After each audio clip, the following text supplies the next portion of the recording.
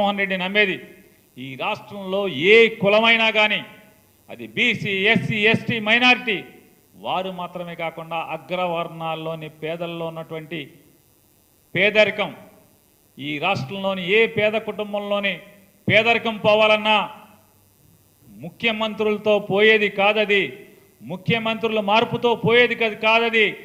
ఆ పేద కుటుంబాల్లో ఉన్నటువంటి పిల్లల ఉన్నత చదువుల ద్వారా మాత్రమే ఆ ఇంట్లో పేదరికం పోతుంది, ఆ కులంలో పేదరికం పోతుంది అని నమ్మేవాడు జగన్మోహన్ రెడ్డి గారు.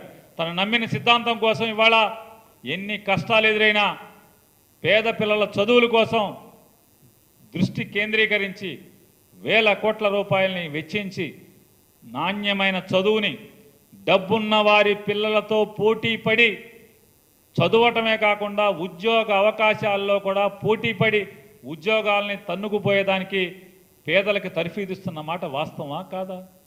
అది కదా ప్రజానాయకుడు, జననాయకుడు చేయాల్సినది, ఆలోచించాల్సిన విధం. మనం బరంపురం మనకు ఓటేయండి అని గోక్కోవటం, మనం తినాలని, నీ తినాలి నా తినాలని గోక్కోవటం రాజకీయం.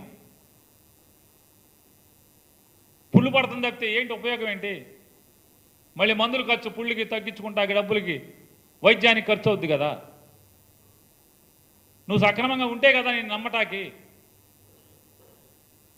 లోపాయికారి ఒప్పందాలు పెట్టుకోను ఆయన మాట్లాడతాడు. నిన్న హరిరామ్ జోగి గారికి సమాధానం చెప్తా, లోపాయికారి ఒప్పందాలు పెట్టుకోడంట 2014 నుంచి 2023 దాకా ఏంటి అసలు మన చరిత్ర అంతా, మన బండారం అంతా ఏంటి? మీ ఇష్టం, ఎప్పుడు కావాలంటే అప్పుడు సరదా కూర్చొని మాట్లాడుకుందాం. 2014 నుంచి వాళ్ళ దాకా, 2014 కూడా కాదు, ఆయన చెప్పిన మాట 2012 నుంచి వాళ్ళ దాకా లోపాయికారి ఒప్పందాలు కాకేంటి? తమరు చెప్పిన మాటే కదా. నేను చంద్రబాబు నాయుడు గారి దగ్గరికి వెళ్ళి 2012లో పార్టీ పెడతా చంద్రబాబు అంటే, అమ్మమ్మ పవన్ కళ్యాణ్ నువ్వు పార్టీ పెట్టబాకు, నువ్వు పార్టీ పెడితే జగన్మోహన్ రెడ్డి గెలిచేస్తాడు, నువ్వు పెట్టబాకంటే అందుకోసమే నేను పార్టీ పెట్టలేదు, పోటీ చేయలేదని చెప్పావు. అది లోపాయికారి ఒప్పందం కాదా మీ ఇద్దరికి? నేను ప్రశ్నిస్తాను, మీరు ఓటేయండి అని చెప్పని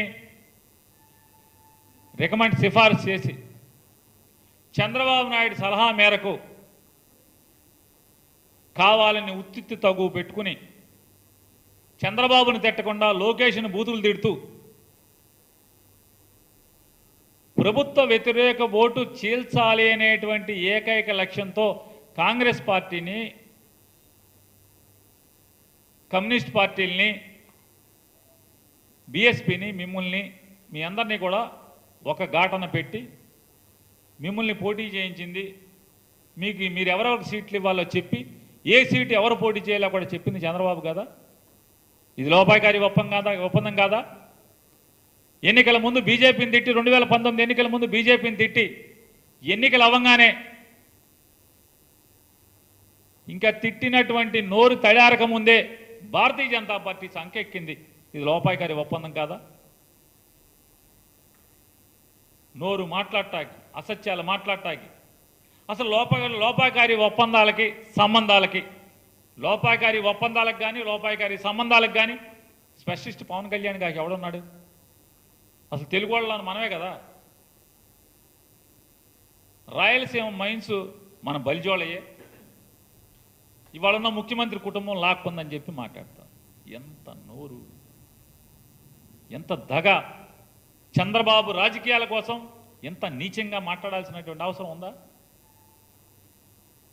రాయలసీమలో ఉన్నటువంటి బలిజీలకి ఆత్మబంధు వైఎస్ఆర్ కాదా? అవునా? నీ ఇష్టం, ఇప్పుడు వెళ్ళి చెక్ చేసుకో. పులివెందుల్లో బలిజీలు ఎంతమంది ఉన్నారు, కడపలో బలిజీలు ఎంతమంది ఉన్నారు, వీళ్ళందరూ ఎవరితో ఉన్నారు? ఇవాళ కాదు, 2014లో నువ్వు చంద్రబాబు ఓటేయమని చెప్తే కూడా బలిజీలు నీకు నమ్మారా? రాజశేఖర రెడ్డి కుటుంబాన్ని నమ్మారా?